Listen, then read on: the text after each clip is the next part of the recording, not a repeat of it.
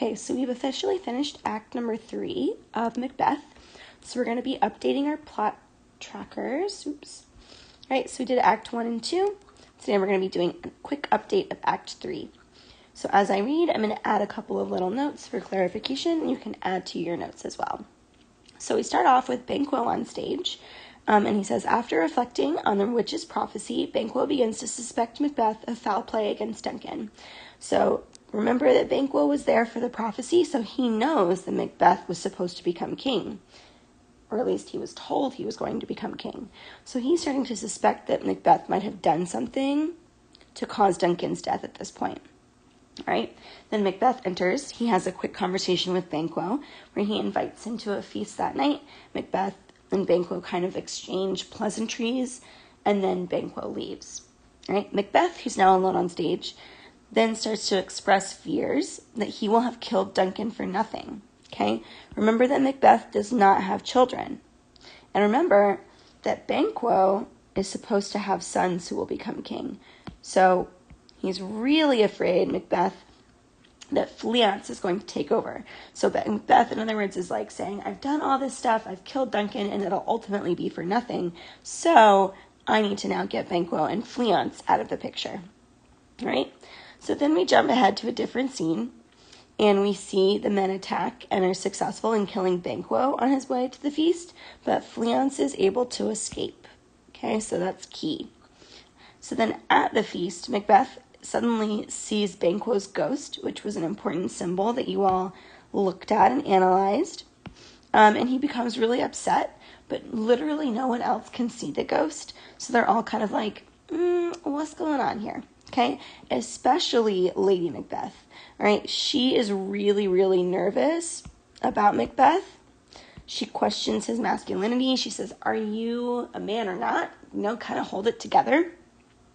And Macbeth is saying, I see Banquo, I see all these things, when Lady Macbeth, interestingly, is now being the one who's saying, slow down. We need to be more cautious. So hopefully you all picked up on that in your analysis when you were looking at how these characters have changed. We're suddenly seeing Macbeth be the one who's much more decisive, right? He quickly decides, I'm going to have these assassins kill Banquo.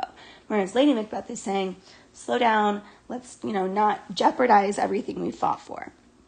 So then these next 2 bullet points, these are scenes 5 and 6. So you did not actually read these scenes. I'm just going to quickly summarize them for you. And then you're going to be able to answer that last question on the assignment. So in scene 5, the witches, we see them again. They're meeting with Hecate. Okay, now Hecate, she is like the queen of the witches. All right, and she comes in and she is very mad that they have been doing all this stuff to Macbeth without her. So at first she's really upset about it, but then she's like, you know what?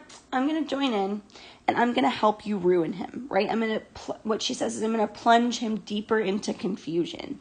Okay? So she's the queen of the witches and she's now going to sort of take charge of ruining Macbeth's life. Okay? She says to them that they are going to present Macbeth with 3 symbols, which is what you're going to read about in Act 4.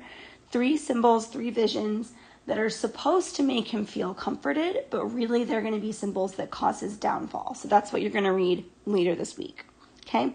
Then we jump to scene 6, where it says, after hearing of Banquo's murder, which is blamed on Fleance, so it's the same kind of thing where we saw Malcolm and Donalbain being blamed for Duncan's death. Same thing's happening now.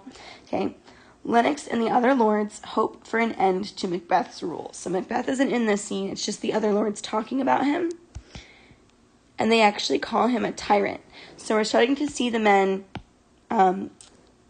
rebel a little bit against Macbeth, or at least start to sort of say, maybe he's not so great. So things are already starting to fall apart for Macbeth.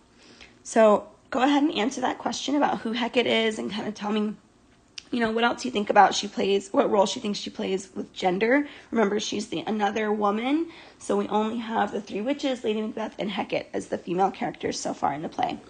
All right, I hope that you guys are still enjoying this play, and I will hopefully see you soon.